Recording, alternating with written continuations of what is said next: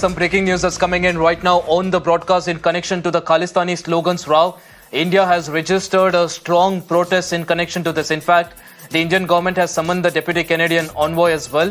India has clearly said that political space is being given to extremism in Canada, and India has now further added that such actions by the Canadian government will detrimentally impact India-Canada ties. Now, India has also said that this particular move by Canada encourages the climate of violence and that such acts are detrimental for Canadian citizens themselves. My colleague Rishabh joins us on the broadcast to get us more details on this. Rishabh, we've seen in the past as well, Justin Trudeau and the Canadian government under him has been closing in on Khalistani Turks. Of course, this could be because of the local political sentiments, but at the end of the day, what this does is cause a negative impact on India-Canada relations.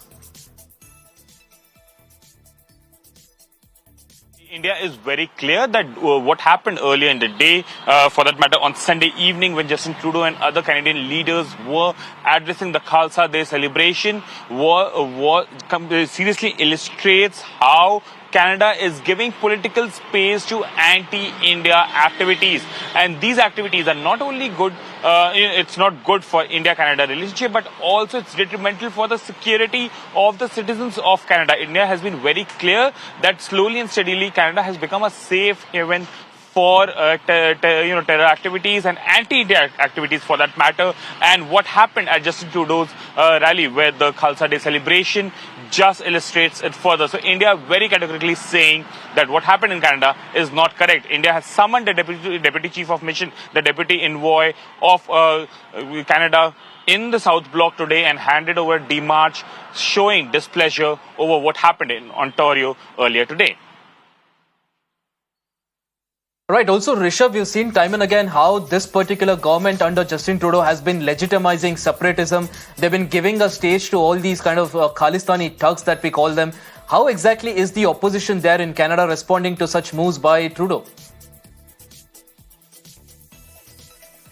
See, there are two things. The opposition party, the Conservative Party, has been very, very clear that the way Justin Trudeau government is treating the relationship with India is not in favor of Canada as well. Time and again, opposition leaders have come out in open and have said that the way Canadian government and Canadian Prime Minister accuse India of a transnational killing of Hardeep Singh Nijjar, a proclaimed terrorist here in India, but a Canadian national, is something that is not correct, because as of now, Canada has not been able to give any certain proof that shows that India was involved in any manner in that killing. Apart from that, the opposition parties have also slammed Trudeau for making comments unsubstantiated, without substantiating or backing his comment with certain proof, physical or digital for that matter. For last 8 months, there have been war of words between India and Canada. There was a time when India even suspended the visa services in Canada, so the Canadian nationals were not able to get Indian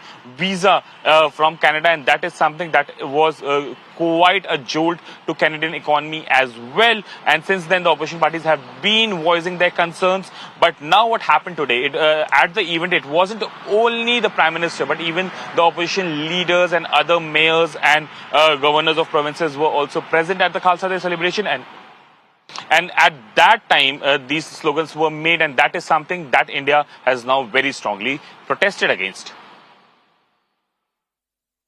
Absolutely, Rishabh. Appreciate you joining us on the broadcast there with all those details. Of course, we're talking about this particular event, a gathering of Sikhs on Khalsa Day, where multiple slogans, pro-Khalistani slogans were raised from the audience throughout the event. And this, of course, was an event that took place in Toronto. And again, this is something that India has strongly reacted to.